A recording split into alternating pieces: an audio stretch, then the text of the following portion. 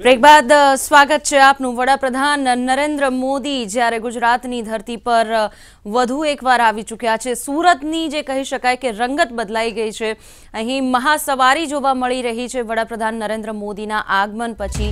તો રેલીના રંગ પણ જે રીતે સામે આવી રહ્યા છે, મોટી માત્રામાં અહીં માનવ મહેરામણ ઉમટી પડ્યું છે। ખૂબ શાનદાર સ્વાગત અને ક્યારેય ગુજરાતમાં ન જોવા મળ્યા હોય આ પહેલા એ પ્રકારના દ્રશ્યો જોવા મળી રહ્યા છે। ખાસ કરીને એક રોડ શોમાં વડાપ્રધાન નરેન્દ્ર મોદીના આ રોડ શોમાં એ પ્રકારના દ્રશ્યો સામે આવી રહ્યા છે। જનમેદની ખૂબ મોટી સંખ્યામાં ઉમટી પડી છે વડાપ્રધાન નરેન્દ્ર મોદીની એક ઝલક મેળવવા માટે। તો સાથે જ અહીં લેઝર શો પણ આકર્ષણ જમાવી રહ્યો છે। તમામ જે ઉપસ્થિત લોકો છે તેમના માટે આ એક આકર્ષણનું કેન્દ્ર પણ છે અને આ લેઝર શોની પણ કેટલીક ખાસિયતો છે, કારણ કે અહીં વિશિષ્ટ રીતે સફળતા સાથે સંકળાયેલી કેટલીક મહત્વપૂર્ણ બાબતો પણ રજૂ કરવામાં આવી રહી છે। તો મિશન પર છે મોદી વડાપ્રધાન। ખાસ કરીને વર્ષ 2017ની જે વિધાનસભાની જે ચૂંટણીઓ છે તેને લઈને અને સાથે જ વર્ષ 2019માં લોકસભા ચૂંટણીને લઈને પણ દેશભરમાં એક ચૂંટણીલક્ષી વાતાવરણ અત્યારથી જ ઊભું કરવાનો પ્રયાસ કરાઈ રહ્યો છે। બીજી બાજુ કેટલાક રાજ્યોમાં જે રીતે સમયાંતરે વિધાનસભા ચૂંટણીઓનું આયોજન થવા જઈ રહ્યું છે તેને લઈને ભાજપે ખૂબ જ વહેલી ચૂંટણી તૈયારીઓ શરૂ કરી દીધી છે અને ગુજરાતની જો વાત કરવામાં આવે વર્ષ 2017ની વિધાનસભા ચૂંટણી અને તેને સાથે સંકળાયેલ અનેક મહત્વપૂર્ણ કાર્યક્રમમાંનો આ એક કાર્યક્રમ।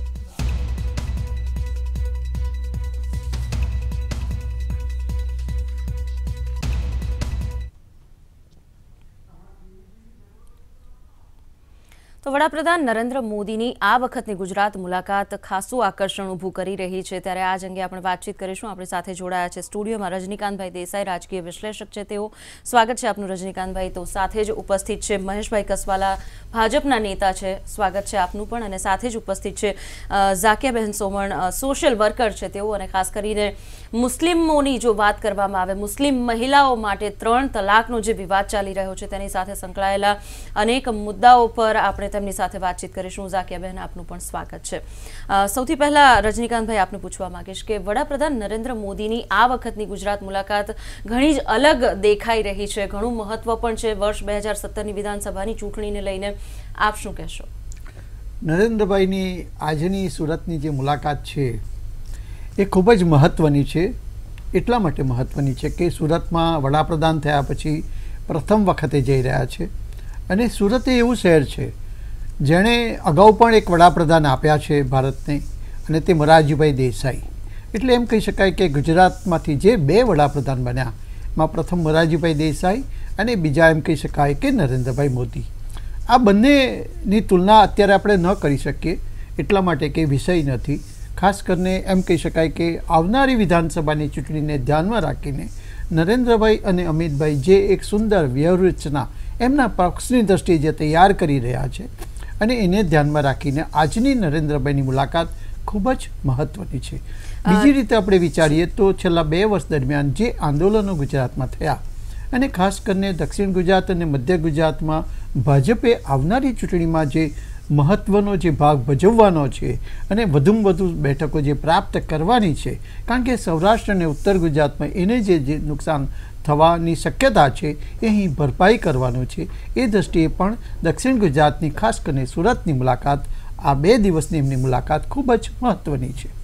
મહેશભાઈ, જે રીતે વાત કરી રહ્યા છે કે નુકસાન થવાનું છે તેની ભરપાઈ, આ બાબત પર શું કહેવા માંગશો? બેન, નુકસાન અને ભરપાઈ એ તો સમય કહેશે, જ્યારે ઇલેક્શન આવશે ત્યારે। દેખાતું નથી કે ક્યાંય નુકસાન જાય, કારણ કે એવું કોઈ કામ કે કોઈ એવું પાપ ભૂલથી પણ અમે કર્યું હોય એવું અમને લાગતું નથી। રાજનીતિમાં બેન અમારા ઉપર આક્ષેપો થાય છે, આક્ષેપો અમે ઝીલીએ પણ છીએ। આંદોલનો થયા, આંદોલનમાં ક્યાંક ને ક્યાંક કોઈ સમાજને ક્યાંક ને ક્યાંક પીડાનો ભોગ બનવું પડ્યું, બધી વાતો હું જાણું છું। હું એક એવા સમાજનો પણ દીકરો છું કે એ સમાજે મોટું આંદોલન કર્યું અનામત માટે, એ સમાજનો પણ દીકરો છું। પણ મને એમ લાગે છે કે ક્યાંક ને ક્યાંક આ આંદોલનો પોતાના ધ્યેયને પામવા કરતાં ક્યાંક ને ક્યાંક પોલિટિકલ મોટિવેટેડ થઈ ગયા અને એટલે આંદોલન ક્યાંક ને ક્યાંક નબળા પડ્યા છે। સરકારની મનસા જે છે એ ખુલ્લી છે, સરકાર રાજ્યની અંદર કે દેશની અંદર કોઈ પણ પ્રશ્ન ઊભો થાય, પ્રશ્નો ઊભા થવાના રજનીકાંતભાઈ, પ્રશ્નો એ સતત ચાલતી પ્રક્રિયા છે. આજે એક પ્રશ્ન બંધ થયો, કાલે બીજો પ્રશ્ન ઊભો થશે, એટલે પ્રશ્નો ઊભા થવાના. પણ સરકારનું મન હંમેશા પ્રોએક્ટિવ હોય છે અને પ્રશ્નોને કેવી રીતે એનું નિરાકરણ લાવી શકાય પ્રજાના હિતમાં, એના માટે સતત રાજ્યની સરકાર કે કેન્દ્રની સરકાર કામ કરતી હોય છે. એનું સીધું પ્રતિબિંબ અત્યારે જે તમે ઈટીવીના માધ્યમથી જે દ્રશ્યો જોઈ રહ્યા છે ને, એ દેખાય છે.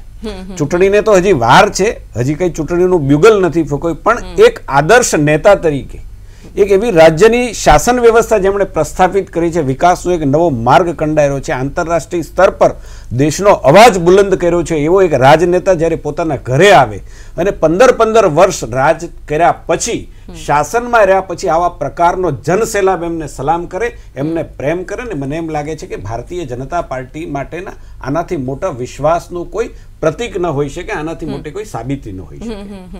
મહેશભાઈ, આપે જે રીતે વાત કરી કે પ્રશ્નો અનેક અત્યાર સુધી રહ્યા છે અને ઉપસ્થિત થતા રહેશે અને એક પ્રશ્ન પૂરો થાય ત્યાં બીજો પ્રશ્ન શરૂ થશે. આવા જ એક પ્રશ્નની આપણે વાત કરીએ. ઝાકિયાબેન આપણી સાથે વાત કરવા માંગે છે. મુસ્લિમ મહિલાઓનો સૌથી મોટો પ્રશ્ન છે 3 તલાકનો મુદ્દો. તેના પર જો વાત કરવામાં આવે, આપ આ મુદ્દે પણ ઘણી લડત ચલાવી રહ્યા છો. વડાપ્રધાન નરેન્દ્ર મોદી જ્યારે ગુજરાતની મુલાકાતે છે, શું આ બાબતે આપ કોઈ રજૂઆત કરશો તેમની સાથે મુલાકાત કરીને? ખરું જોતા તો અમે ઓલરેડી વડાપ્રધાનને રજૂઆત કરી ચૂક્યા છીએ લગભગ 1.5 વર્ષ પહેલા, અને એ પત્ર જે અમે એમને આપ્યો છે એમાં આખી જે સમસ્યાઓ છે મુસ્લિમ મહિલાઓ સામે એના વિશે અમે બહુ વિસ્તારથી વાત કરી છે. પણ આજે ફરીથી મીડિયામાં ખબર આવી છે કે વડાપ્રધાને ફરી એકવાર કહ્યું છે કે દેશમાં મુસ્લિમ મહિલાઓના અધિકારનું જે હનન થાય છે ટ્રિપલ તલાકના થ્રુ, એના ઉપર રોક લગાવવી જરૂરી છે. તો આ વડાપ્રધાનનું એક બહુ જ વેલકમ સ્ટેટમેન્ટ છે અને મને લાગે છે કે વડાપ્રધાને આ વાત કહી છે તો હવે આ વાતને સંસદમાં આગળ લઈ જવાનો મોકો છે. અને એ વિશે અમારું સંગઠન જે છે મુસ્લિમ મહિલાઓનું સંગઠન, જે દેશવ્યાપી સંગઠન છે, તો એનો અમે ભરપૂર પ્રયાસ કરીશું. ઝાકિયાબેન, સ્વાભાવિક રીતે જ્યારે વડાપ્રધાન નરેન્દ્ર મોદીએ આ રીતે જાહેર સભામાં આ બાબતનો ઉલ્લેખ કરી દીધો છે, શું લાગી રહ્યું છે આપને કે આ મુદ્દે જે ઉકેલની દિશામાં કાર્યવાહી છે કેટલી ઝડપથી થશે? આપની શું અપેક્ષા છે? ક્યાં સુધીમાં આ જે આખો મામલો છે તેનું નિરાકરણ આવી જશે?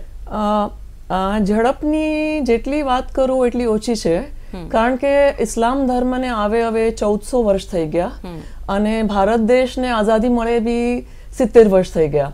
તો આટલા બધા વર્ષોથી, આટલા બધા દશકોથી મુસ્લિમ મહિલાઓનું લીગલ ડિસ્ક્રિમિનેશન થઈ રહ્યું છે આપણા દેશમાં, જે કે આપણે એક ડેમોક્રેટિક દેશ છીએ અને દેશનું બંધારણ છે અને બંધારણની રૂએ પણ જેન્ડર જસ્ટિસ અને જેન્ડર ઇક્વાલિટી એ મહિલાઓનો અધિકાર છે. અને કુરાનમાં જે મહિલાઓને અધિકારો આપેલા છે એ હકીકતમાં આપણે જોઈએ જે રિયાલિટી છે તો એ ટ્રાન્સલેટ થયા નથી. અને ટ્રિપલ તલાકનો કુરાનમાં કોઈ પણ ઉલ્લેખ નથી, તો પણ આપણા સમાજમાં, કારણ કે પુરુષ પ્રધાન સમાજ છે, જે પિતૃસત્તાત્મક જે મૌલવીઓ છે કે એવી વિચારધારાના જે લોકો છે, એ લોકો જે મિસઇન્ટરપ્રિટેશન કરી રહ્યા છે, એને કારણે આ બધી પ્રકારની કુરીતિઓ આપણા સમાજમાં ચાલી રહી છે.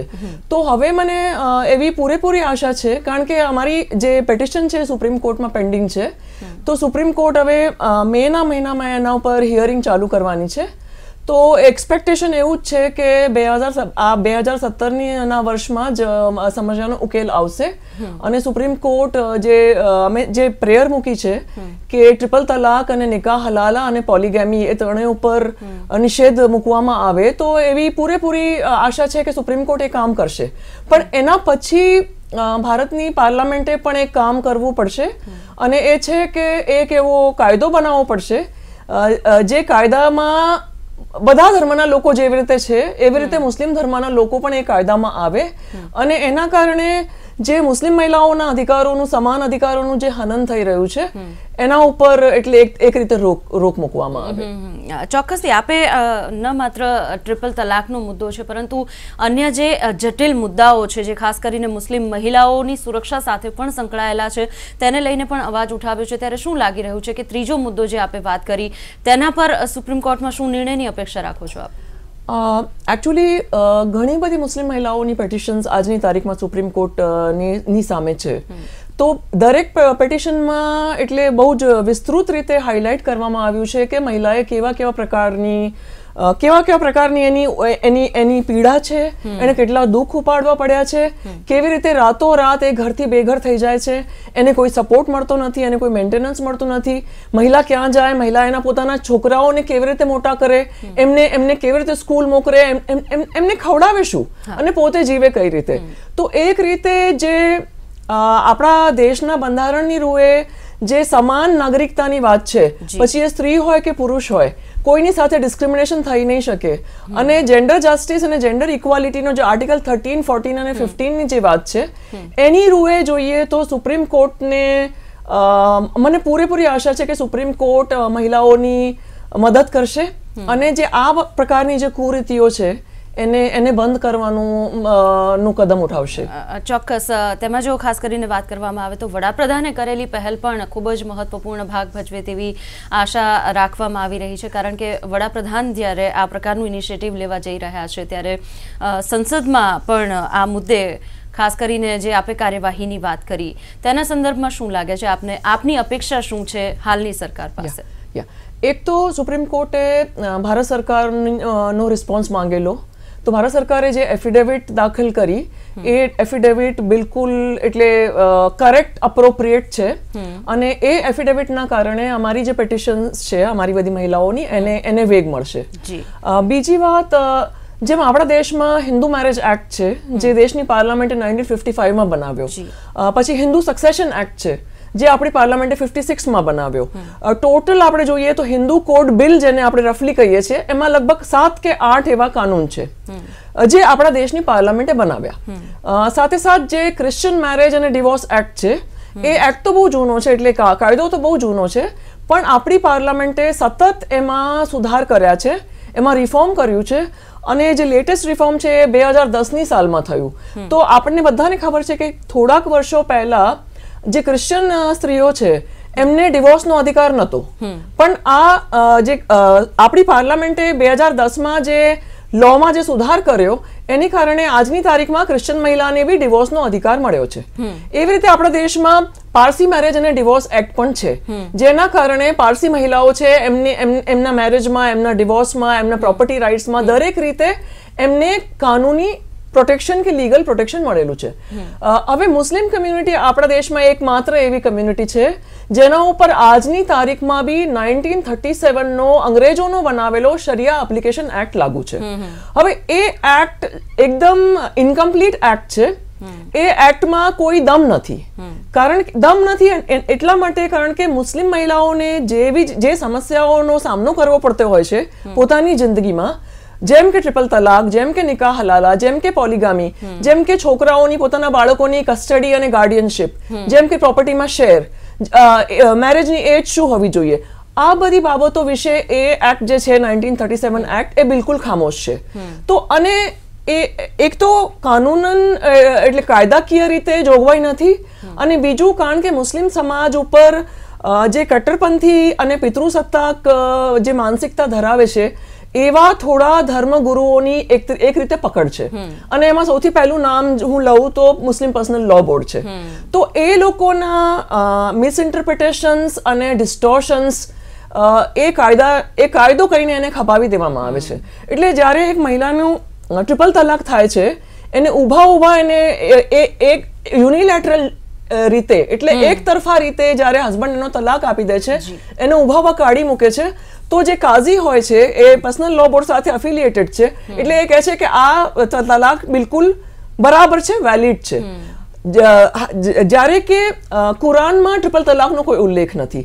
તો અહીંયા વાત ધર્મની નથી, અહીંયા વાત આપણા સમાજમાં ધર્મની આડમાં જે પુરુષ પ્રધાન વલણ ચાલતું આવ્યું છે એની છે. તો આજે દેશભરમાં મુસ્લિમ મહિલાઓ માંગ કરી રહી છે ભારતની નાગરિક હોવાની રૂએ, અને એ સરકાર પાસે માંગ કરી રહી છે કે અમારી સાથે આ જે લીગલ ડિસ્ક્રિમિનેશન થઈ રહ્યું છે, લીગલ જે ભેદભાવ થઈ રહ્યો છે એને અંત કરવામાં સરકાર મદદ કરે, સરકાર એ માટે પગલાં ઉઠાવે. તો અમારી એક્સપેક્ટેશન એમ છે કે જેવી રીતે હિન્દુ કોડ બિલ છે, જેવી રીતે Christian marriage and divorce act છે, Parsi marriage and divorce act છે, એવી રીતે એક મુસ્લિમ ફેમિલી એક્ટ પણ હોવો જોઈએ જેમાં મેરેજની એજ 18 અને 21 હોય, જેમાં ટ્રિપલ તલાકને ગેરકાયદે ઘોષણા કરવામાં આવે, હલાલાને પનિશેબલ ઓફેન્સની ઘોષણા કરવામાં આવે, polygamy should also be illegal, custody and guardianship of children should be given to mother as well as to father. જે મહિલાઓનો જે પ્રોપર્ટીમાં જે શેર હોય, જે કુરાનમાં જેની વાત છે, એ પ્રોપર્ટીનો શેર કાયદાકીય રીતે કાયદામાં મૂકવામાં આવે કે મહિલાને આટલા % પ્રોપર્ટીમાં શેર મળશે. તો શું એના કારણે શું થશે કે આ જે કટ્ટરપંથી કે પિતૃસત્તાક જે મૌલવીઓ છે એમનું જે આ મિસઇન્ટરપ્રિટેશન કે ખોટું અર્થઘટન છે એને માટે કોઈ સ્થાન નહીં હોય અને એ સમાજમાં એક જેન્ડર જસ્ટિસ અને જેન્ડર ઇક્વાલિટીની પ્રક્રિયા. જી, જે રીતે ઝાકિયા બહેને વાત કરી, મહેશભાઈ, સરકાર પાસે અપેક્ષા જે રીતે ખાસ કરીને કાયદાકીય રીતે પણ તેમને તેમના હક મળે તે માટે મુસ્લિમ મહિલાઓ રાખી રહી છે. બીજી બાજુ એક ખાસ પ્રકારના જે ધાર્મિક કહી શકાય કે જડતાવાળું જે વાતાવરણ છે તેની સામે સરકારની પણ એક લડાઈ રૂપે આખી ઘટના સામે આવે તે રીતે વાતાવરણ બનતું દેખાઈ રહ્યું છે. શું કહેશો આ અંગે? આ દેશની અંદર મુસ્લિમ સમાજ જે પ્રકારે બેને વાત કરી, ખૂબ મોટો સમૂહ છે. ભારતીય રાજનીતિમાં મારી સમજણ પ્રમાણે દેશ આઝાદ થયા પછી આટલા સમય બાદ પણ આ સમાજને એના હક્કો મળ્યા નથી. બેને કહ્યું એના પરથી પ્રતિપાદિત થાય છે. અને હું તો ફિલ્ડની અંદર ક્યાંક જતો હોઉં છું, મને ક્યારેક એમ થાય કે આ સમાજની આ સ્થિતિ. અમદાવાદના કેટલાક વિસ્તારો, દાણી લીમડાનો વિસ્તાર છે, વટવાનો વિસ્તાર છે, એ વિસ્તારની અંદર આપણે જે નાના નાના બાળકો માટેના સ્કૂલના ઇન્ફ્રાસ્ટ્રક્ચર જોઈએ, રોડ રસ્તા જોઈએ, એની વસાહતો જોઈએ, ત્યારે આપણને એમ લાગે કે આઝાદીના 50 વર્ષ પછી જે કોઈ શાસન કરતા હોય એ શાસન કર્યું. એમણે આ સમાજને માત્ર વોટ બેંક સિવાયનો કોઈ ઉપયોગ કર્યો નથી. હું તમે ઇક્વાલિટીની વાત કરી, આ દેશની અંદર સરકારો આવી, સરકારો ગઈ, ધર્મમાં ઇક્વાલિટીની વાત કરી, પણ મુસ્લિમ સમાજની મહિલાઓને એના શોષણમાંથી બહાર કાઢવા માટેનું કોઈ રાજકીય પક્ષે બીડું ઝડપ્યું નથી. અમારી ઉપર ઉત્તર પ્રદેશની ચૂંટણીમાં મુદ્દો ચાલ્યો, અમારી ઉપર એ આક્ષેપ થયો કે ભારતીય જનતા પાર્ટીએ ટ્રિપલ તલાકનો મુદ્દો મત માટે ઊભો કર્યો છે. બેન અહીંયા સાક્ષી છે ને, એટલા માટે આ ટીવીના માધ્યમથી કરોડો દર્શકો ઈટીવીના માધ્યમથી જોતા હશે. ટ્રિપલ તલાકનો મુદ્દો એ કોઈ રાજકીય પાર્ટીનો સાહેબ ન હોઈ શકે, એ મુસ્લિમ બેન દીકરીઓને ન્યાય માટેનો મુદ્દો હોઈ શકે. જેમ હિન્દુ સમાજની વાત કરી, જેમ અન્ય સમાજની વાત કરી, ક્રિશ્ચિયન સમાજની વાત કરી, એમ દરેક સમાજને એની બહેનોને જો હક મળતો હોય તો મારી મુસ્લિમ સમાજની બેન દીકરીને ઇક્વાલિટીનો હક મળવો જોઈએ. ભારતીય જનતા પાર્ટીના પ્રધાનમંત્રી તરીકે મારે અભિનંદન આપવા પડે, ભારતીય જનતા પાર્ટીની કેન્દ્રની સરકારને અભિનંદન આપવા પડે કે એમણે 2 ડગલા આગળ આવીને એમને જે કાયદાકીય રીતે મદદ કરવાનું જે બીડું ઝડપ્યું છે, એમણે જે હિંમત કરી છે, એમણે જે સમાજની વહારે, મુસ્લિમ સમાજની બહેનોની વહારે આવવા માટેનું કદમ ઉઠાવ્યું છે. મને એમ લાગે છે કે આવનારા સમયમાં જે પ્રકારની સ્થિતિ મુસ્લિમ સમાજમાં, જે પ્રકારની બહેનોની સ્થિતિ છે, મને એમ લાગે છે કે એમાંથી આ સમાજને જલ્દી બહાર આવવા માટે ક્યાંક ન્યાયિક પ્રક્રિયા, ક્યાંક સરકારની પ્રક્રિયા, ક્યાંક નિર્ણાયક પ્રક્રિયામાં અમારી સરકાર એમાં મૂળભૂત રીતે ખૂબ મદદગાર થઈ અને આ સમાજને એક એવી જગ્યાએથી બહાર લાવવામાં મદદ કરશે એવું ચોક્કસ હું માનું છું. ને અમારી સરકારે આજે દેશની અંદર આ ચર્ચાનો મુદ્દો બનાવ્યો છે. પહેલા એ વાત કહું કે જ્યાંથી એના ઇનપુટ્સ આવે છે, જ્યાંથી આ ચર્ચા આવે છે, ત્યાં મને એમ લાગે છે કે પોઝિટિવ ચર્ચા થાય છે. એટલે પહેલો વિજય એ છે કે આ દેશની અંદર મુસ્લિમ સમાજની બહેનોને થતા અન્યાયની સામે એક ચર્ચાનો દોર શરૂ થયો. પહેલો વિજય આ છે. જી ચોક્કસ. આ જ વિષય પર આપણે વધુ કેટલીક વાત કરીશું. આપણી સાથે ચર્ચામાં જોડાશે કોંગ્રેસમાંથી ડોક્ટર હિમાંશુ પટેલ પણ. ચર્ચા યથાવત રહેશે. આપ જોતા રહો ઈટીવી ન્યૂઝ ગુજરાતી. હાલ સમય થયો છે એક બ્રેકનો.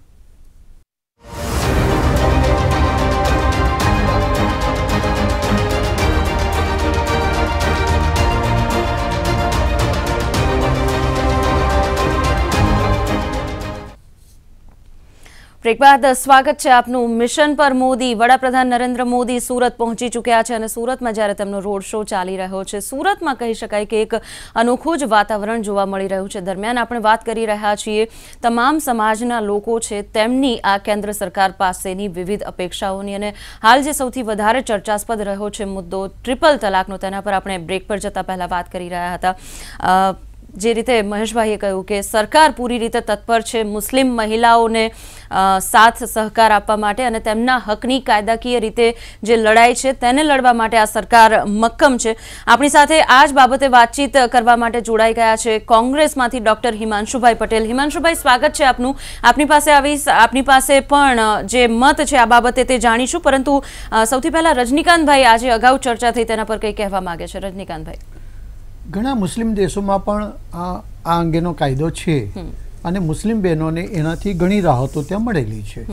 અત્યારે આ જે બાબત છે સુપ્રીમ કોર્ટમાં છે અને સુપ્રીમ કોર્ટના ચુકાદા પછી જે રીતે નરેન્દ્રભાઈએ આ જે કામ હાથમાં લીધું છે એ જોતાં એમ લાગે છે કે પાર્લામેન્ટ પણ એ અંગેનો કાયદો બનાવશે અને એ કાયદો એવો બનવો જોઈએ કે મુસ્લિમ બહેનોને જે કંઈ અન્યાય થાય છે અન્યાય દૂર થાય અને અન્ય ધર્મોને માટે જે કંઈ કાયદાઓ છે એને ધ્યાનમાં રાખીને આ કાયદો પણ એ રીતે બનવો જોઈએ. હા, શરૂઆતમાં આપણને એમ લાગશે કે એનાથી રાજકીય રીતે વિચારો તમે તો રાજકીય વિશ્લેષક તરીકે મને એવું લાગે છે કેટલાક રાજકીય પક્ષોને એનાથી નુકસાન પણ થશે આ થવાથી. કારણ શું છે કે ઉત્તર પ્રદેશની ચૂંટણીમાં જે કંઈ પરિણામો આવ્યા અને ભાજપને જે 403માંથી જે 325 બેઠકો મળી એમાં જે કેટલાક રજનીકાંતભાઈ, હું આપને અટકાવીને પૂછવા માંગીશ કે આપણે જે નુકસાનની વાત કરી, શું સ્પષ્ટ રીતે કહેવા માંગશો કે કયા પક્ષને શું નુકસાન ગુજરાતમાં ખાસ કરીને?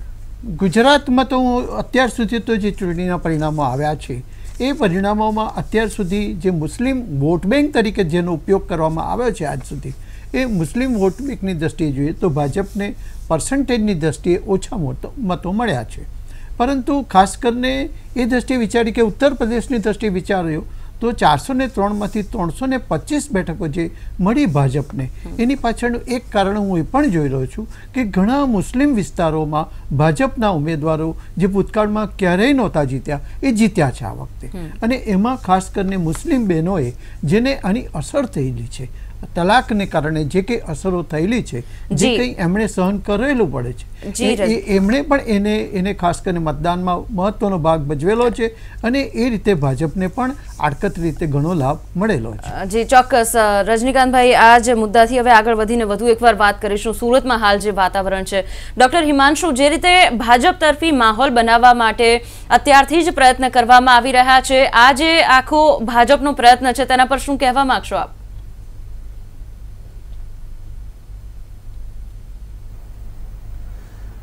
સૌથી પહેલાં તો ભારતીય જનતા પાર્ટીનો એક જ એજન્ડા છે કે પ્રજા છે મતનું માધ્યમ છે. મત લેવા માટે એ એમના કાર્યક્રમો, એમની રેલીઓ, એમના બેનર્સ, હોર્ડિંગ, સંમેલનો દ્વારા પ્રજાને ભ્રમિત રાખે છે. બીજેપીએ આ ગુજરાત મોડેલના નામે આખા દેશમાં નરેન્દ્રભાઈ મોદીને વડાપ્રધાન બનવામાં ગુજરાતનો મોટો ફાળો છે. ગુજરાત મોડેલના નામે આખા દેશમાં અપપ્રચાર કરી એમને ગુજરાત જ્યારે કોઈ સુવર્ણ નગરી બની ગઈ હોય, ગુજરાતમાં જ્યારે તમામ સમાજો ખુશ હોય એવું એક વાતાવરણ ઊભું કરી આખા દેશમાંથી મત લીધા, ત્યારે ગુજરાતની પ્રજાને આજ બીજેપી વાળા એવું કહેતા હતા કે કેન્દ્રને ગુજરાતનો અન્યાય થાય છે, કેન્દ્રની ગુજરાતને એક થપ્પડ મનમોહનસિંહની સરકારમાં. આવો બંને બાજુ જુદો અપપ્રચાર કરી ચોક્કસ આ દેશની પ્રજાના મતો લેવામાં સફળ થયા છે.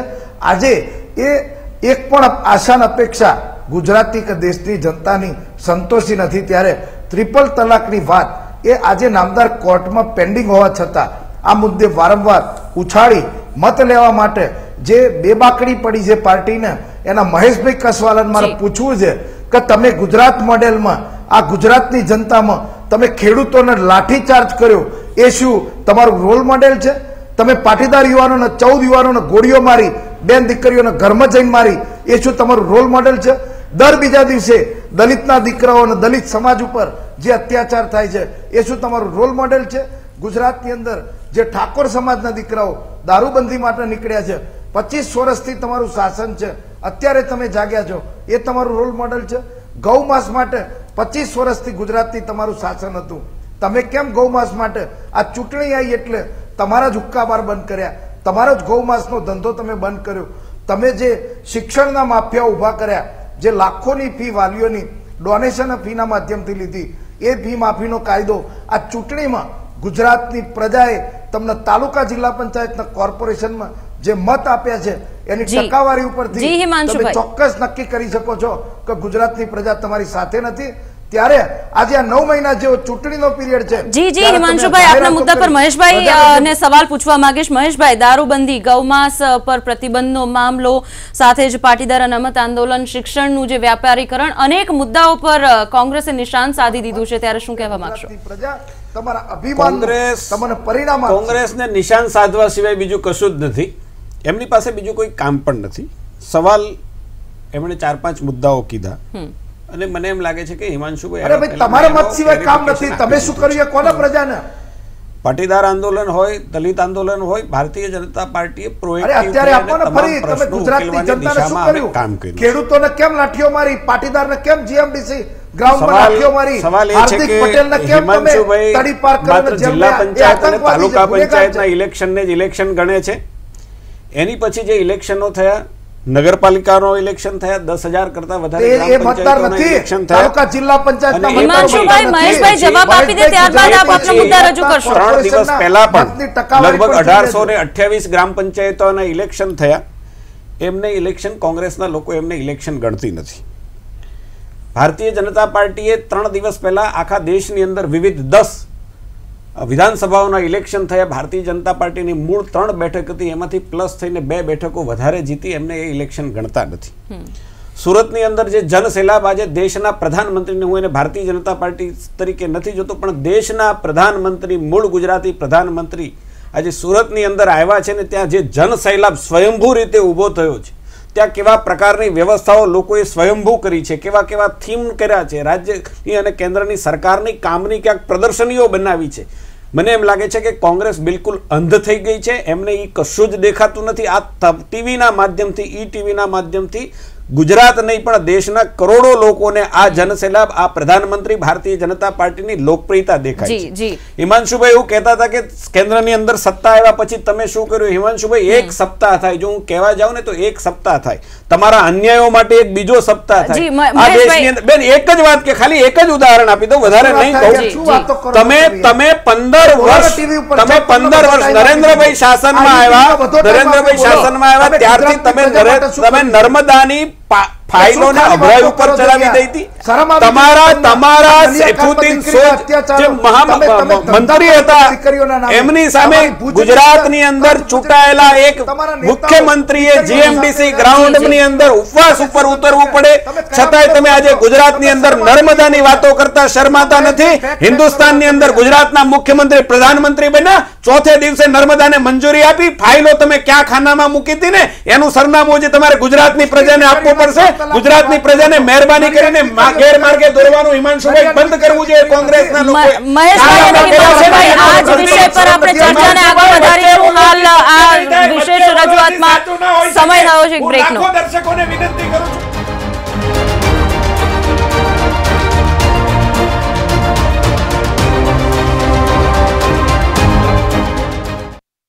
બ્રેક બાદ સ્વાગત છે આપનું. વડાપ્રધાન નરેન્દ્ર મોદી સુરતમાં પહોંચી ચૂક્યા છે અને સુરતી લાલાઓ સાથે જ તમામ જે ભાજપના કાર્યકર્તાઓ છે તેનો ઉત્સાહ આ દ્રશ્યોમાં જોતા જ બનતો દેખાઈ રહ્યો છે. મિશન પર છે વડાપ્રધાન નરેન્દ્ર મોદી. એક ખાસ પ્રકારના 24 કલાકનો આ સમયગાળો અને આ 24 કલાક સુધી ગુજરાત જાણે મોદીમય બની ગયું હોય તે પ્રકારના દ્રશ્યો જોવા મળી રહ્યા છે. ગુજરાતમાં પહેલીવાર આ પ્રકારનો રોડ શો જોવા મળી રહ્યો છે. ખાસ કરીને રોડ શો જેટલો આકર્ષક છે, આટલો આકર્ષક રોડ શો અત્યાર સુધી ક્યારેય ગુજરાતમાં નથી જોવા મળ્યો કોઈ રાજકીય પક્ષ માટે. ઉત્તર પ્રદેશ બાદ હવે વતન પર નજર છે વડાપ્રધાનની. ત્યારે આ વતન પર વડાપ્રધાનની નજર અને તેની સાથે સંકળાયેલી જે ખાસ ગતિવિધિની જો વાત કરવામાં આવે, અનેક વિકાસ કાર્યોનું ખાતમુહૂર્ત, વિકાસ કાર્યોનું લોકાર્પણ કાર્યક્રમ, તમામમાં તેમની હાજરી, ઉપસ્થિતિ અને સાથે જ જનતા સાથેનો સીધો સંપર્ક જનસભાઓ દ્વારા આ તમામ બાબતો છે. એક કુશળ નેતા અને કુશળ નેતામાં રહેલા ગુણોને જાણે કે ગુજરાતની ધરતી પર વ્યાખ્યાયિત થતા આપ જોઈ શકો છો. મિશન પર છે વડાપ્રધાન નરેન્દ્ર મોદી. તો વડાપ્રધાન નરેન્દ્ર મોદીનો આ મેગા રોડ શો અને મેગા રોડ શો દરમિયાન સુરતી લાલાઓનો જે ઉત્સાહ છે વડાપ્રધાન નરેન્દ્ર મોદીની એક ઝલક મેળવવા માટે જે રીતે અહીં ઘોડાપુર ઉમટ્યું છે તમામ જનતાનું, તે જોઈને તેમની લોકચાહનાનો અંદાજ લગાવી શકાય છે. તો હંમેશાથી જ્યારથી ગુજરાત મોડેલને વિકાસનું મોડેલ ગણાવીને રાજનીતિમાં ભાજપ આગળ વધ્યું છે ત્યારથી જો વાત કરવામાં આવે, દિલ્હીમાં પણ સફળતા મેળવ્યા બાદ, દિલ્હીની ગાદી પર બિરાજ્યા બાદ હવે ભાજપની સરકાર છે. માત્ર ને માત્ર વિકાસના મુદ્દાને જ આગળ રાખીને તમામ મોરચે જે લડત છે તે લડવા માંગે છે અને સાથે જ એક ખાસ રણનીતિક જે ગણિત હોય છે, રણનીતિ સાથે જોડાયેલું, તેના પર પણ ધ્યાન રાખવામાં આવે છે. તો કિરણ હોસ્પિટલમાં જે પાટીદાર અગ્રણીઓએ બનાવી છે તેનું લોકાર્પણ કરશે વડાપ્રધાન નરેન્દ્ર મોદી. આ જે હોસ્પિટલ છે તેનું ખાતમુહૂર્ત પણ વડાપ્રધાન નરેન્દ્ર મોદીના હસ્તે જ થયું હતું ત્યારે કે જ્યારે તેઓ ગુજરાતના મુખ્યમંત્રી હતા. તો ગુજરાતના મુખ્યમંત્રી તરીકે આ હોસ્પિટલ માટે પાયો નાખ્યા બાદ જ્યારે હોસ્પિટલનું નિર્માણ થઈ ચૂક્યું છે તેનું ઉદ્ઘાટન પણ વડાપ્રધાન નરેન્દ્ર મોદી કરશે અને લોક સેવા માટે લોકાર્પણ કરશે કિરણ હોસ્પિટલનું વડાપ્રધાન નરેન્દ્ર મોદી. તો શા માટે આ મુલાકાત છે અત્યંત મહત્વની મનાઈ રહી છે. અનેક સંદર્ભમાં જો વાત કરવામાં આવે, ખાસ કરીને સૌની યોજનામાં ફેઝ 2નું જે મહત્વપૂર્ણ યોજનાનું લોકાર્પણનું કામ છે, સાથે જ કેટલીક યોજનાઓના શિલાન્યાસ અને ખાતમુહૂર્તની વિધિ છે તે પણ તેમના હાથે જ સંપન્ન કરાશે. તો આજ અંગે વધારે વાતચીત કરીશું સંવાદદાતા તેજસ મોદી સાથે. તેજસ, હાલ વડાપ્રધાન નરેન્દ્ર મોદીનો કાફલો કયા વિસ્તારમાંથી પસાર થઈ રહ્યો છે અને આ વિસ્તારમાં શું સ્થિતિ? હજી અત્યારે વડાપ્રધાનનો કાફલો એસકે નગર ક્રોસ કરીને આગળ વધી રહ્યો છે. હજી પણ સર્કિટ હાઉસ પર તેઓ પહોંચ્યા અને ત્યાં આગળ મોટી સંખ્યામાં લોકો હાજર છે. હજુથી અહીં સર્કિટ હાઉસ પર પહોંચતા તેમને 20 થી 25 મિનિટ સમય લાગી શકે છે. તેઓ પોતાના જે શિડ્યુલ હતો 8 વાગ્યાનો તેનાથી અડધો કલાક મોડા ચાલી રહ્યા છે. પરંતુ જે પ્રકારનો ઉત્સાહ સમગ્ર સુરતની અંદર દેખાઈ રહ્યો છે, મોટી સંખ્યામાં લોકો રસ્તા પર બેઠા છે, રાહ જોઈ રહ્યા છે નરેન્દ્રભાઈ મોદીની એક ઝલક જોવા માટે. ગમે એટલું મોડું થાય, ગમે એટલો સમય થાય, પરંતુ તેઓ અહીંથી હટવા માંગતા નથી. પ્રધાનમંત્રીની એક ઝલક જોવા માટે તેઓ ઉત્સાહી બન્યા છે. ખાસ કરીને સર્કિટ હાઉસ પાસેના વિસ્તારોની મોટી સંખ્યામાં મહિલાઓ અને બાળકો છે અને તે મોદી મોદીના નારા લગાવી રહ્યા છે.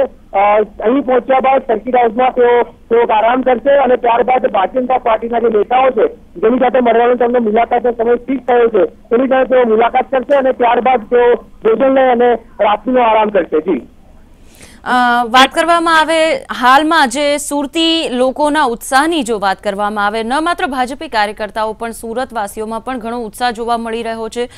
સુરતવાસીઓનું શું કહેવું છે વડાપ્રધાન નરેન્દ્ર મોદીની આ મુલાકાત સમયે? જરૂરથી પ્રધાનમંત્રી બન્યા બાદ પહેલી વખત તેઓ સુરત આવી રહ્યા છે. અગાઉ 2014માં જયારે ચૂંટણી થયેલી ત્યારે તેઓ સુરતની મુલાકાતે આવ્યા હતા. ત્યાર પછી ક્યારેય સુરત શહેરમાં તેઓ આગળ હતા એટલે સુરતીઓમાં થનગનાટ સ્પષ્ટપણે દેખાઈ રહ્યો છે. અને ખાસ કરીને જો સુરતની વાત કરવામાં આવે તો રાજકીય રીતે જોઈએ તો સુરતની 12 વિધાનસભા જે બેઠક હતી જે 2012માં ચૂંટણી થઈ હતી તેની અંદર ભારતીય જનતા પાર્ટીના ફાળે ગઈ હતી. એટલે કહી શકાય કે નરેન્દ્ર મોદી તરફનો જે ઝુકાવ છે લોકોનો એ સ્પષ્ટપણે દેખાઈ રહ્યો છે. અને ખાસ કરીને જો વાત કરવામાં આવે સુરત એ પાટીદારોનો ગઢ છે. પાટીદાર મુવમેન્ટ અહીં ખૂબ જ મોટા પ્રમાણમાં દેખાઈ રહી હતી. પરંતુ જે રીતનું અત્યારે દ્રશ્ય દેખાઈ રહ્યું છે, જે રીતે લોકો રસ્તા ઉપર છે અને મોદીના નારા લગાવી રહ્યા છે, ક્યાંક ને ક્યાંક પાટીદાર અનામત આંદોલનને પણ આજના ઘટનાક્રમથી ફટકો પડ્યો તેવું સ્પષ્ટપણે માની શકાય છે. તેજસ, જો રાજકારણની વાત કરવામાં આવે, શું લાગી રહ્યું છે સુરતમાં વડાપ્રધાન નરેન્દ્ર મોદીની આ મુલાકાત પછી કેટલી હદે રાજકીય સમીકરણો બદલાશે અને લોકોની માનસિકતાની જો વાત કરવામાં આવે કેટલું પરિવર્તન જોવા મળશે? જરૂરથી જો રાજકીય વાત જ કરવામાં આવે તો ખાસ કરીને સુરતના અમુક વિસ્તારો જે પાટીદાર વિસ્તાર ગણવામાં આવે છે, વરાછા છે, કાપોદ્રા છે, સુવા છે, કતારગામ છે, આ વિસ્તારોની અંદર પાટીદાર પ્રભુત્વ છે. અને 2015માં જે ચૂંટણી થઈ હતી મહાનગરપાલિકાની અંદર તે ચૂંટણીની અંદર ભાજપને ખાસો એવું નુકસાન થયું હતું. કોંગ્રેસ જે 1500 બેઠક પર સીમિત રીતે 35 બેઠક સુધી પહોંચી. એટલે કહી શકાય છે કે રાજકીય રીતે આજનો આજે પ્રધાનમંત્રીનો કાર્યક્રમ છે 2 દિવસનો, એટલે તેમાં પણ ખાસ કરીને આજનો જે તેમનો રોડ શો છે, વિજય યાત્રા ભારતીય જનતા પાર્ટી તેને કહી રહી છે કે તેનો જરૂરથી ફાયદો છે. કારણ કે મોટા ભાગના શહેરીજનો અત્યારે સુરતના જે 11 કિલોમીટરનો રસ્તો છે ત્યાં આગળ ઉમટી પડ્યા છે પ્રધાનમંત્રીની ઝલક જોવા માટે. અને પ્રધાનમંત્રી નરેન્દ્ર મોદી હંમેશા ભારતીય જનતા પાર્ટીના સ્ટાર પ્રચારક રહ્યા છે અને ભારતીય જનતા પાર્ટીના સ્ટાર પ્રચારક હોવાના કારણે કહી શકાય છે કે તેમને આજથી જ સુરતની અંદર દક્ષિણ ગુજરાતની અંદર 2017 ડિસેમ્બરની ચૂંટણીના શ્રી ગણેશ કરજિયા છે.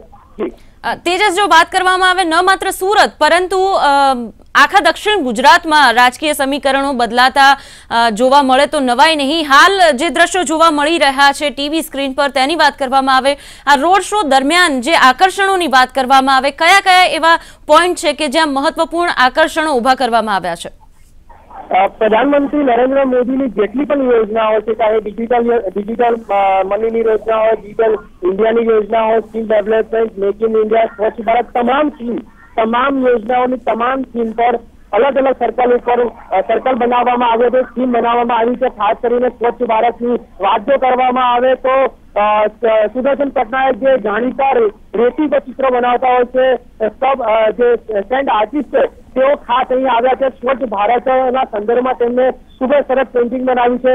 ગઈકાલે 3D મેપિંગ શોનું આયોજન કરવામાં આવ્યું હતું. પ્રધાનમંત્રીએ ડિમોનેટાઇઝેશન જે આખી યોજના હતી, ત્યારબાદ પાકિસ્તાનમાં જઈને સર્જિકલ સ્ટ્રાઇક કરી હતી.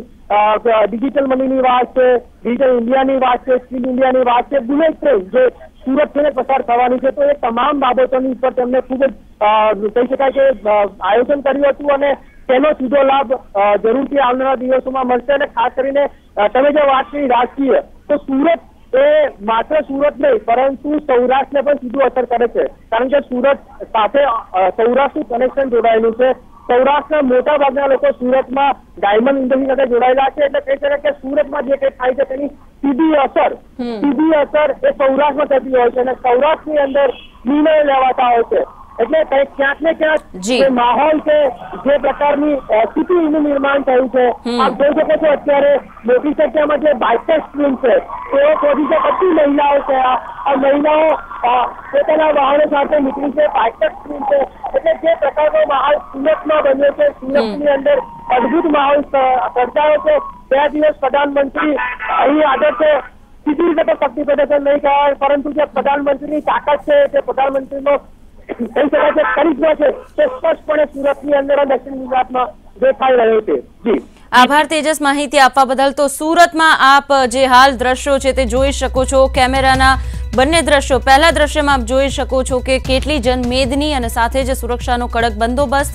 બીજા દ્રશ્યમાં આપ જોઈ શકો છો કે વડાપ્રધાન નરેન્દ્ર મોદી તેમના કાફલા સાથે આગળ વધી રહ્યા છે અને તમામ ઉપસ્થિત જે જનમેદની છે તેનું અભિવાદન ઝીલી રહ્યા છે અને સાથે જ તેમના 11 કિલોમીટરના રોડ શો દરમિયાન જે આકર્ષણો ઊભા કરવામાં આવ્યા છે તેના તરફ પણ તેમનું ઝીણવટપૂર્વકનું જે ધ્યાન છે તે જઈ રહ્યું છે અને આ દરેક આકર્ષણ પર તેઓ નજર નાખતા આગળ વધી રહ્યા છે. તમામ લોકોનું અભિવાદન ખૂબ જ હસતા ચહેરે તેઓ ઝીલી રહ્યા છે અને આગળ વધી રહ્યા છે.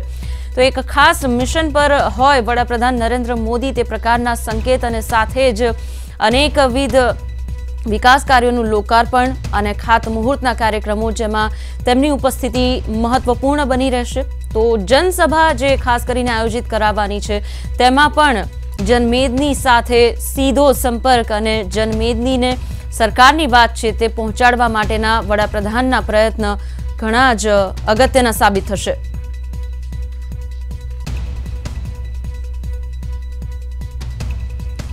રજનીકાંતભાઈ, જો વાત કરવામાં આવે આ પ્રકારનું વાતાવરણ અગાઉ ક્યારેય પણ કોઈ પણ રાજકીય પક્ષના નેતા માટે જોવા નથી મળ્યું અને જે રીતે સંવાદદાતાએ વાત કરી સુરતના, તેમણે કહ્યું કે સુરતમાં જે ઘટનાક્રમ બને છે તેની અસર છેક સૌરાષ્ટ્ર સુધી વર્તાશે. તો કહી શકાય કે સુરતથી જે આ મહત્વપૂર્ણ કાર્યક્રમ આયોજિત કરવામાં આવ્યો દક્ષિણ ગુજરાતની સાથે સાથે સૌરાષ્ટ્રનું લક્ષ્યાંક પણ પાર પાડવામાં વડાપ્રધાન નરેન્દ્ર મોદી અને ભાજપની જે રણનીતિ છે સફળ રહેશે.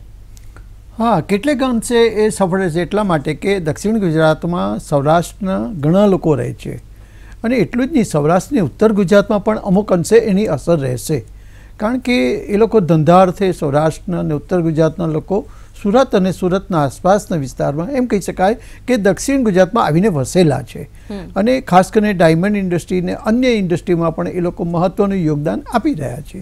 તો વડાપ્રધાનની આજે મુલાકાત છે રાજકીય દ્રષ્ટિએ પણ ખૂબ જ મહત્વની છે અને દક્ષિણ ગુજરાતની જે બેઠકો છે, ખાસ કરીને ગઈ વખતે કોંગ્રેસને માત્ર 7 જ બેઠકો મળી હતી દક્ષિણ ગુજરાતમાંથી. ભાજપ લગભગ એમ કહી શકાય કે 80% બેઠકો ભાજપે પ્રાપ્ત કરી હતી. આ વખતે જો ભાજપ દક્ષિણ ગુજરાત અને મધ્ય મધ્ય ગુજરાતમાં ચૂંટણીમાં સારો દેખાવ કરે તો ભાજપને બહુમતી મળવાની શક્યતા છે. કારણ કે ઉત્તર ગુજરાત અને સૌરાષ્ટ્રમાં ભાજપને અગાઉ કરતાં બેઠકો ઓછી મળવાની શક્યતા હું જોઈ રહ્યો છું. રજનીકાંતભાઈ, આપને મહત્વપૂર્ણ સવાલ એ પણ પૂછવા માંગીશ કે જ્યારે સ્વાભાવિક રીતે સીધો જ રાજકીય લાભ સાથે સંકળાયેલો પણ આ પ્રકારના કાર્યક્રમ પાછળનો હેતુ હોય છે, જે લક્ષ્યાંક આપવામાં વ્યક્ત કરવામાં આવી રહ્યો છે ભાજપ દ્વારા કે 150 બેઠકો પર જીત હાંસલ કરવી, શું લાગી રહ્યું છે આ જે કાર્યક્રમો છે આ લક્ષ્યાંકને પાર પાડવામાં કેટલા મદદરૂપ સાબિત થશે? હા, ભાજપની પાસે નવેમ્બર સુધીનો સમય છે. કારણ કે નવેમ્બર 2017માં ગુજરાત વિધાનસભાની ચૂંટણી આવી રહી છે. ભૂતકાળમાં એવું બન્યું છે કે માધવસિંહભાઈની સરકાર હતી ત્યારે કોંગ્રેસને 149 બેઠકો મળી હતી, જ્યારે આ વખતે ભાજપની પાસે અત્યારે 2012માં 121 બેઠકો છે. ત્યાંથી 150 બેઠકો એ પ્રાપ્ત કરવા માંગે છે અને એ ધ્યાનમાં રાખીને એ આયોજન કરી રહ્યા છે નરેન્દ્રભાઈ અને અમિતભાઈ. તો એમ કહી શકાય કે એ તો ધ્યાનમાં રાખીને આયોજન કરે છે. ને ઉત્તર પ્રદેશમાં જ્યારે એમને 325 બેઠક મળી છે, 2/3 બહુમતી મળી છે, તો એ ધ્યાનમાં રાખીને ગુજરાતનું આયોજન કર્યું છે. પરંતુ એ આયોજન હોવા છતાં પણ અગાઉના કરતાં ગુજરાતની રાજકીય પરિસ્થિતિ જુદી છે. 22 વર્ષના શાસન દરમિયાન ભાજપની ગુજરાતમાં જે પરિસ્થિતિ હતી, આવનારી ચૂંટણીમાં ભાજપને એટલો લાભ ગુજરાતમાં મળી શકે એમ નથી. એટલા માટે કે છેલ્લા 2 વર્ષ દરમિયાન જે કંઈ આંદોલનો થયા છે અને ગુજરાતમાં જે તમામ વર્ગમાં જે એક અસંતોષનું વાતાવરણ જે ઊભું થયું છે એ ડેમેજ કંટ્રોલ કરવાનો એ લોકો પ્રયત્ન કરી રહ્યા છે. ને આ જ પરિસ્થિતિને ધ્યાનમાં રાખીને એમણે મુખ્યપ્રધાન બદલ્યા. નવા મુખ્યપ્રધાનને એમણે ગુજરાતમાં સત્તા પર બેસાડ્યા અને તો છતાં પણ જોઈએ એવો ફેરફાર થઈ શક્યો નથી. એટલે નરેન્દ્રભાઈ અને અમિતભાઈની વારંવારની મુલાકાતો નવેમ્બર સુધી સતત રહેશે અને એ ધ્યાનમાં રાખીને એ ડેમેજ કંટ્રોલ કરવાનો પ્રયત્ન કરી રહ્યા છે. એક યા બીજી રીતે કોઈને કોઈ કાર્યક્રમો દ્વારા એ લોકો આવી રહ્યા છે. ખાસ કરીને અત્યારે જો તો 2 દિવસ માટે સુરતમાં આવ્યા છે, દક્ષિણ ગુજરાતમાં આવ્યા છે, એ કાર્યક્રમો કરશે અને એ રીતે વધુને વધુ લોકોને મળવાનો એક પ્રયત્ન કરશે. અને એ ધ્યાનમાં રાખીને મને લાગે છે કે નરેન્દ્રભાઈ અને અમિતભાઈ ગુજરાતમાં હવે અમિતભાઈ પણ આવશે અને દક્ષિણ ગુજરાત, ઉત્તર ગુજરાત, મધ્ય ગુજરાત, સૌરાષ્ટ્રમાં જે કંઈ બેઠકો છે એમ વધુને વધુ બેઠકો ભાજપને મળે. અને હું એમ જોઈ રહ્યો છું કે જો કોંગ્રેસમાં જે જૂથબંધી છે એ કોંગ્રેસ જૂથબંધીને કંટ્રોલ કરી શકે અને શંકરસિંહજી વાઘેલા જેવાને મુખ્યપ્રધાન પદના ઉમેદવાર તરીકે જાહેર કરી શકે તો એ જ ભાજપને યોગ્ય લડત આપી શકે એમ છે. નહીં તો કોંગ્રેસની જૂથબંધી જેમ ભૂતકાળમાં કોંગ્રેસને નડી છે અને ભાજપને વિજય આપવામાં મદદરૂપ થઈ છે, એ આવનારી ચૂંટણીઓમાં પણ હું એ જોઈ રહ્યો છું. ચોક્કસ. રજનીકાંતભાઈ, સવાલ એક એ પણ ઊભો થાય છે કે સ્વાભાવિક રીતે ભાજપ ક્યારેય કોઈ પણ પડકારને નાનો પડકાર નથી ગણતું અને કોંગ્રેસની જો વાત કરવામાં આવે, કોંગ્રેસ કેટલાક પડકારોને નાના ગણીને અવગણે છે અને તેને જ કારણે કદાચ હારનો પણ સામનો કરવો પડે છે. તો આ જે મહત્વપૂર્ણ જે રણનીતિનો એક ભાગ બની જાય છે કે કોઈ પણ પડકાર નાનો નથી, કોઈ પણ લડત નાની નથી, તમામ બાબત પર ધ્યાન રાખવાની જે બાબત છે ભાજપ માટે કેટલી સકારાત્મક અને સકારાત્મક પરિણામો લાવનારી સાબિત થતી રહી છે. હા, એ અત્યાર સુધીની ચૂંટણીઓમાં જે રીતે ભાજપે વ્યૂહરચના તૈયાર કરી, નાની તમારા કહેવા પ્રમાણે નાની બાબતને પણ એ મહત્વ એટલું જ આપે છે જેટલી મોટી બાબતને આપે છે. અને એનું એકમાત્ર લક્ષ્ય હોય છે કે જીતવું એ જરૂરી છે, પછી કોઈ પણ રીતે જીતવું એ જરૂરી છે. કારણ કે વ્યૂહરચનાનો એક ભાગ છે. ભાજપનું સંગઠન બૂથ લેવલથી ઉપર સુધી જે રીતે એણે ગોઠવ્યું છે ને હવે જે રીતે નરેન્દ્રભાઈ અને અમિતભાઈ જે રણનીતિ જે તૈયાર કરી રહ્યા છે ને અગાઉથી તૈયાર કરે છે, એવું નહીં કે ચૂંટણીના સમયે જે લોકો જાગે છે. એમનું સંગઠન તમે જુઓ, એમની વ્યૂહરચના જુઓ, એમનું પ્રચાર તંત્ર જુઓ, એમની જરૂરી જે વ્યવસ્થા હોય ચૂંટણી જીતવા માટેની, એ તમામ વ્યવસ્થા એ લોકો અગાઉથી તૈયાર કરે છે ને એ પ્રમાણે એ લોકો આગળ વધે છે. અને એ આગળ વધ્યા છે એને કારણે જ 5માંથી 4 રાજ્યોમાં એ લોકો વિજય પ્રાપ્ત કરી શક્યા છે. ગુજરાતમાં વિજય મેળવવો અને ખાસ કરીને લક્ષ્ય જો એમણે સિદ્ધ કર્યું 150નું, તો સમગ્ર દેશમાં એના બહુ મોટા પ્રત્યાઘાતો પડશે. અને ગુજરાતમાં જે ચૂંટણી હાર્યા તો 2019ની જે ચૂંટણી લોકસભાની છે એ પણ એના પર પણ અસર થઈ શકે. આપણી સાથે જોડાયા છે દિવ્ય ભાસ્કરના જે તંત્રી છે અજયભાઈ નાયક તે આપણી સાથે ફોન લાઈન પર જોડાયા છે, તેમની સાથે વાતચીત કરીશું. સુરતથી આપણી સાથે ફોન લાઈન પર જોડાયા છે. અજયભાઈ, આપને પૂછવા માંગીશ, હાલ જે સુરતમાં જે પ્રકારનો રોડ શો જોવા મળી રહ્યો છે, વડાપ્રધાન નરેન્દ્ર મોદીને સમર્થન મળતું દેખાઈ રહ્યું છે, દક્ષિણ ગુજરાતની રાજનીતિ અને તેની સાથે જ આખા ગુજરાતની રાજનીતિમાં કઈ પ્રકારનું પરિવર્તન લાવી શકે છે, ખાસ કરીને જો બેઠકોના ગણિતને જોવામાં આવે આગામી વિધાનસભાની ચૂંટણીને લઈને? કલ્પના, એક તો આવો અભૂતપૂર્વ રોડ શો થઈ રહ્યો છે. ખાસ કરીને અગાઉ આપણે જે બનારસ, લખનઉ કે ગઈકાલે ભુવનેશ્વરના જે રોડ શો જોયા એના કરતા પણ આ અનોખો શો એટલા માટે છે કે રાતે થઈ રહ્યો છે અને આ અત્યારે પણ લગભગ 9 વાગવા આવ્યા છે. એ ટાઈમે પણ 10 લાખથી વધુ લોકો રસ્તા પર છે. લોકો ખસવાનું નામ રહેતા નથી. પુષ્કળ પ્રમાણમાં ફોટા પાડી રહ્યા છે. એ જોતા એવું લાગે છે કે એક જે માહોલ હતો દક્ષિણ ગુજરાત માટે, એવું કહેવાતું હતું પાટીદાર આંદોલન બાદ કે સુરતમાં ફટકો અથવા દક્ષિણ ગુજરાતમાં ફટકો પડી શકે છે, પણ આ રોડ શો જોયા બાદ એવું લાગે છે કે ભાજપ તેની પરિસ્થિતિ થોડી ઘણી સુધારશે અને જો ચૂંટણી વહેલી જાહેર થાય તો કોઈને નવાઈ લાગવી જોઈએ નહીં. આપને કયા પ્રકારના એ પ્રકારના સંકેતો મળી રહ્યા છે કે આપનું કહેવું છે કે ચૂંટણી કદાચ વહેલી જાહેર થઈ શકે છે? પહેલું તો જે રીતે રોડ શો થયો અને જે સ્કેલ પર જે સ્તર પર થઈ રહ્યો છે એ જ બતાવે છે કે એવું કોઈ અત્યારે કોઈ કારણ નથી કે જેના માટે રોડ શો કરવો પડે.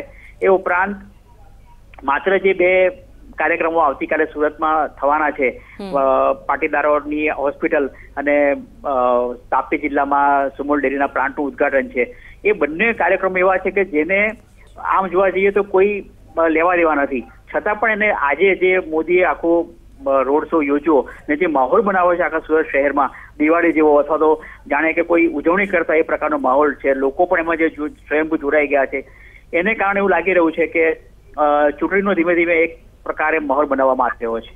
જી, વહેલી ચૂંટણીની જે આશંકાઓ છે તેની વચ્ચે આ રોડ શો અંગે શું કહેશો?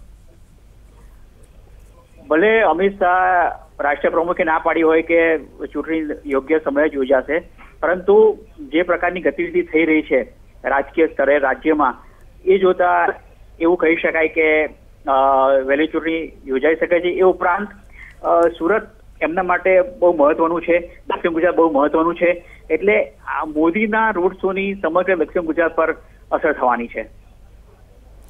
ચોક્કસ. જે રોડ શોની અસર આપ વર્તાતી જોવા મળી રહી છે તે દરમિયાન વાત કરવામાં આવે, ખાસ પ્રકારે આકર્ષણો અહીં જે ઊભા કરવામાં આવ્યા છે તેના વિશે પૂછવા માંગીશ કે આટલા વિશાળ પ્રમાણમાં જે આયોજન છે તેની પાછળનો હેતુ શું લાગે છે આપને? કારણ કે આમાં દરેક મુદ્દાનો સમાવેશ કરવામાં આવ્યો છે. હા, એટલા માટે જ આ બધા જે પરિબળો છે અથવા તો જે લક્ષણો છે એ જોતા જ લોકોને જેમ બને એમ વધારે આ પ્રકારની પ્રવૃત્તિમાં જોતરવા, રંગોળી કરવી કે સહી અભિયાન કરવું કે પોસ્ટર કરવું, 12 કિલોમીટર લાંબી સાડી બનાવવી, આ બધું જે વસ્તુઓ છે એનો ઉદ્દેશ એટલો જ છે કે વધુ ને વધુ લોકો એમાં જોડાય ને એ કારણે જ એવું લાગી રહ્યું છે કે માહોલ સમગ્રપણે ચૂંટણીનો બનાવવાનો આવી રહ્યો છે. ખાસ કરીને જો દક્ષિણ ગુજરાતની વાત કરવામાં આવે કે 80% બેઠક પર જ્યારે ભાજપનું પ્રભુત્વ રહ્યું છે, ગણી શકાય એવું આ ચૂંટણીમાં કોઈ પડકાર અને તેની સામે આ પડકારને ધ્યાનમાં લઈને જ આ પ્રકારે આયોજન કરવામાં આવ્યું? બિલકુલ કલ્પના, જો તમને ખ્યાલ હોય તો લગભગ 1.5 વર્ષ પહેલા જે રીતે પાટીદાર આંદોલનને કારણે, પાટીદાર અનામત આંદોલનને કારણે જે માહોલ સર્જાયો હતો એને કારણે સુરતમાં, ખાસ કરીને સુરતની જે 12 બેઠકો છે એમાં ઘણી બધી બેઠકો વરાછા, કતારગામ અથવા તો સૌરાષ્ટ્રવાસીઓની છે. એ બેઠક પર શંકા હતી કે ભાજપને અહીંયા તકલીફ પડશે, પરંતુ હવે એવું લાગે છે કે આને કારણે માહોલ બદલાઈ શકે છે. જી, પાટીદાર અનામત આંદોલન સિવાયના અન્ય કોઈ પડકાર ખરા? મુખ્ય પડકાર દક્ષિણ ગુજરાતમાં માત્ર પાટીદાર અનામત આંદોલનો છે. ખેડૂતોનો પ્રોબ્લેમ છે, પરંતુ ખેડૂતોનો પ્રોબ્લેમ એટલો મોટો નથી અથવા તો એટલો મોટો થયો નથી. જી અજયભાઈ, આપનો ખૂબ ખૂબ આભાર ETV ન્યૂઝ ગુજરાતી સાથે વાતચીત કરવા બદલ. આપણી સાથે ફોન લાઈન પર જોડાયા છે વરિષ્ઠ પત્રકાર હરીશ ગુર્જર, તેમની સાથે વાતચીત કરીશું. હરીશ, સ્વાગત છે આપનું ETV ન્યૂઝ ગુજરાતીમાં. સૌથી પહેલા તો આ જે રોડ શો આયોજિત કરવામાં આવ્યો છે સુરતમાં, તે અંગે શું કહેશો આપ? જી કલ્પના, જે પ્રકારે આ રોડ શો શરૂ થયો છે અને જે રીતે આગળ વધી રહ્યો છે, થોડા સમયમાં સર્કિટ હાઉસ ખાતે તેનું સમાપન થશે, જે પ્રકારે પબ્લિક અહીં જોડાય છે, ક્યાંક ને ક્યાંક નરેન્દ્ર મોદી વડાપ્રધાન તરીકે આવ્યા છે એમને આવકારવાની આ આખી વાત છે. પરંતુ સામે છેડે રાજનીતિની દ્રષ્ટિએ વાત કરીએ તો ક્યાંક ને ક્યાંક છેલ્લા કેટલાય સમયથી યુપીના મુખ્યમંત્રી પદે યોગી આદિત્યનાથની સ્થાપના થયા બાદ, યોગી આદિત્યનાથની નિમણૂક થયા બાદ જે માહોલ બન્યો હતો તેને પણ એક જવાબ આપવા માટેનો આ એક પરિસ્થિતિ હોય એવું કહી શકાય. બીજી તરફ અજયભાઈએ જે વાત કરી કે છેલ્લા કેટલાય સમયથી દક્ષિણ ગુજરાતમાં અને ખાસ કરીને સુરત શહેરની જે 12 વિધાનસભા બેઠકો છે તેમાંથી કેટલીક બેઠકો પર જે માહોલ બન્યો હતો, હાર્દિક પટેલને લઈને પાટીદાર અનામત આંદોલનને લઈને જે માહોલ બન્યો હતો, એ તમામ માહોલને એક તરફ મૂકીને ફરીથી એક વખત ભારતીય જનતા પાર્ટી મેદાનમાં છે બતાવવા માટે પણ ખુદ વડાપ્રધાન ચૂંટણી જાહેર નથી થઈ એ સમયે આવીને એક આ માહોલ બનાવી રહ્યા હોય એ પ્રકારની આખી સ્થિતિ સર્જાઈ છે. કલ્પના. હરીશ, કહી શકાય કે આ જો રોડ શો ન કરવામાં આવતો, ભાજપ તરફ વાળવાનો લોકોને પ્રયાસ ન કરવામાં આવતો, તો આ જે તમામ બાબતો છે તે પડકારરૂપ સાબિત થતી આગામી ચૂંટણીમાં ભાજપ માટે? ચોક્કસ કલ્પના, એક વસ્તુ આ પણ છે કે એક રોડ શો ને કારણે હંમેશા એક નેતાનો માહોલ બનતો હોય છે. નરેન્દ્રભાઈ પીએમ તરીકે સ્થાપિત થયા બાદ જે સુરતમાં જે પ્રકારે એમનું સ્વાગત થયું છે, ક્યાંક ને ક્યાંક એક પ્રભાવી માહોલ બને છે.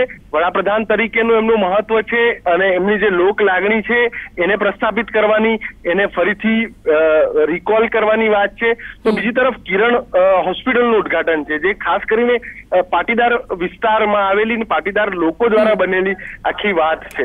એટલે ક્યાંક ને ક્યાંક આ બંને વાતને કેશ કરવા માટેની પણ રાજનીતિક મુહિમ હોય, લોક લાગણીની વાત હોય, પાર્ટીની રીતે પોલિટિક્સની વાત હોય, આવનારા દિવસોમાં ગુજરાત વિધાનસભાની ચૂંટણીઓ જાહેર થવાની છે ત્યારની વાત હોય, આ તમામ બાબતોને સાંકળી લઈએ તો એક માસ્ટર સ્ટ્રોક ભારતીય જનતા પાર્ટીએ પ્રધાનમંત્રીને આગળ કરીને માર્યો હોય એવું ચોક્કસ દેખાઈ રહ્યું છે. ચોક્કસ. આપનો ખૂબ ખૂબ આભાર ETV ન્યૂઝ ગુજરાતી સાથે વાતચીત કરવા બદલ. તો સ્વાભાવિક રીતે વડાપ્રધાન નરેન્દ્ર મોદીનો આ જે રોડ શો છે એક અનોખું આકર્ષણ જમાવી રહ્યો છે. 11 કિલોમીટરનો આ રોડ શો અને તેનો ખૂબ જ લાંબો સમયગાળો.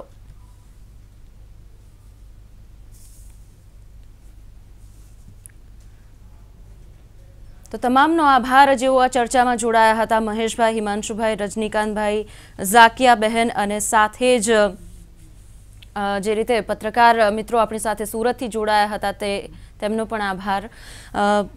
સ્વાભાવિક રીતે આજે એક માસ્ટર સ્ટ્રોકની જે રણનીતિ ભાજપે અપનાવી છે, પરંતુ આગામી સમયમાં આ રણનીતિના ભાગરૂપે શું ભાજપને 150 બેઠક જીતવામાં સફળતા મળશે ખરી, તેનો જે અંદાજો છે તે ચૂંટણીના પરિણામો પછી જ મળશે.